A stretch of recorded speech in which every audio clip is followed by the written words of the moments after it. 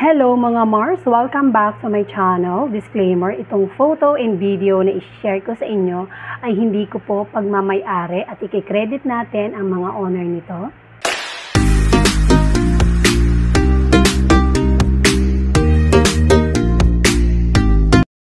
Without further ado, let's start! Kahapon nga mga Mars ay naganap na ang grand premiere ng Topak na ginanap ito sa Gateway Mall Cinema sa Araneta, mga Mars. And of course, full support ang mga kanya-kanyang friends, family ng mga actors dito o sa Topak.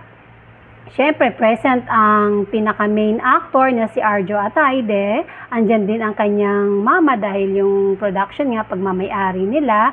At lahat ng cast dito sa Topak ay present po.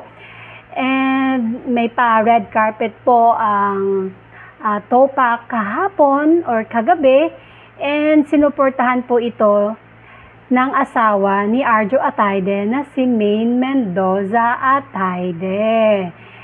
May mga video na nagsishare sa social media na kung saan ay nakasupport nga ang kanyang asawa.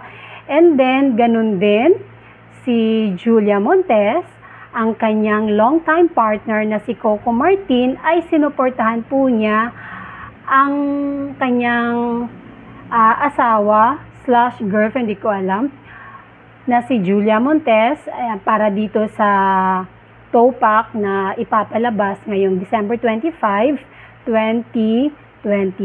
At alam nyo ba mga Mars, marami na rin ang bumibili ng mga advance ticket dito para iwas sila pila pagdating sa 25 kung manunood na sila. Kaya sa mga nagsasabi na first day and last ito, nagkakamali ka dahil wala pa dito sa Pilipinas ay talagang kumita na itong Topak sa ibang bansa at nanalo na ito ng mga awards kung hindi mo pa alam.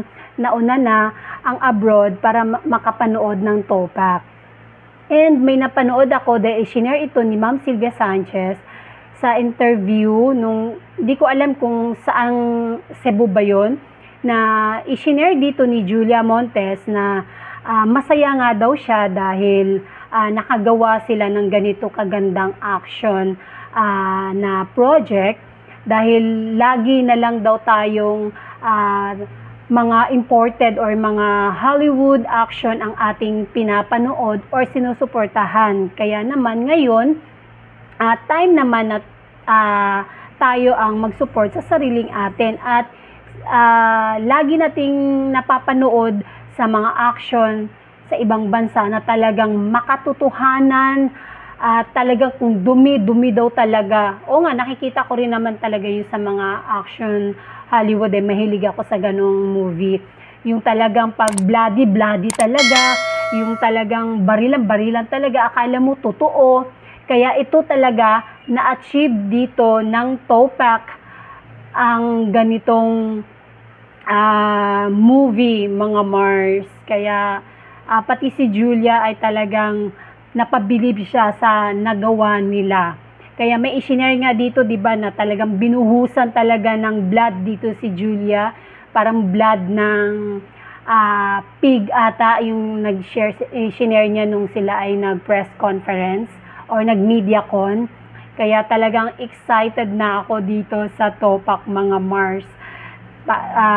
Ngayong December 25, although hindi mismong 25, basta panonoorin ko ang Topak para suportahan natin ang sariling aksyon natin dito sa Pilipinas. And of course, para na rin kay Arjo Atayde at sa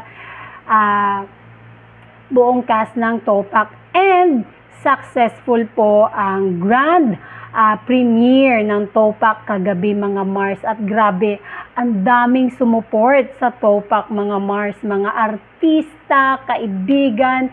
Meron pa nga ako ditong nag-comment dito na dapat daw ay manood siya.